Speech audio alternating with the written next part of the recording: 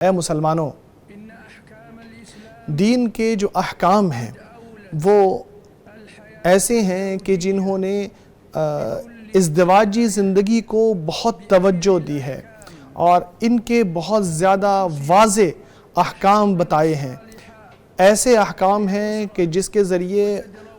Family کی مصلحت محفوظ رہتی ہے اور تمام طرح کے فساد اور برائیاں اور تمام طرح کی خرابیاں فیملی سے دور ہو جاتے ہیں۔ انہی احکام میں یہ شامل ہے کہ ایسے جو احکام بیان کیے گئے ہیں کہ جن کے ذریعے شرعی مصلحتیں اور فوائد حاصل ہوتے ہیں اور ان چیزوں سے روکا گیا جو انسان کی زندگی کو خراب کرنے لگتی ہیں۔ دیکھیے، اسی لیے شریعت نے طلاق کا راستہ رکھا ہے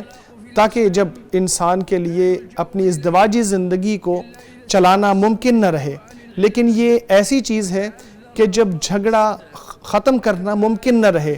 اور جب شگاف بہت بڑی ہو چکی ہو، اس لیے اللہ نے فرمایا کہ ان کے ساتھ بھلے رویے سے رہو، پھر جب اگر آپ ان کو ناپسند کرنے لگو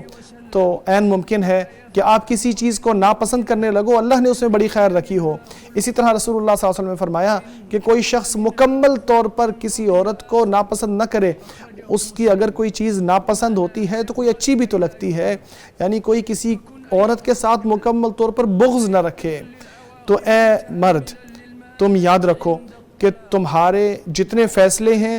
وہ اپنے نتائج سامنے لائیں گے، اس لیے طلاق کو صرف اسی وقت استعمال کرنا کہ جب کوئی راستہ نہ رہے، کوئی طریقہ نہ رہے سوائے طلاق کے،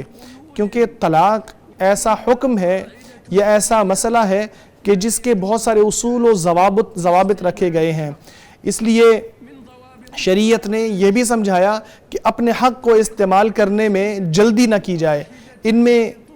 پہلی چیز یہ ہے کہ ایسے طہر کے بعد کہ جس میں اس نے مباشرت نہ کی ہو یا حمل کے دوران اس کو طلاق دے۔ اسی طرح پھر اپنے گھر میں، زوجیت کے گھر میں اپنی بیوی کو اپنے ساتھ رکھے تاکہ اللہ تبارک و تعالی دونوں کے دلوں میں اگر کوئی راستہ بنا دے تو وہ راستہ بننا ممکن ہو اور ساری فیملی جدائی سے بچ جائے۔ تو اللہ کے بندو، جب ایسا معاملہ سامنے آ جائے تو تینوں طلاقیں ایک ہی ساتھ دینا حرام ہے، یا اس سے بھی زیادہ طلاقیں دینا ایک ہی جگہ میں یا ایک ہی ماہواری میں دے دینا جائز نہیں ہے۔ اگر کسی طہر میں مباشرت ہو چکی ہو تو اس میں بھی طلاق دینا جائز نہیں ہے۔ اس لیے ہمیں چاہیے کہ کوئی شخص طلاق کے استعمال میں یا اس لفظ کے استعمال میں جلد بازی نہ کرے، اس کو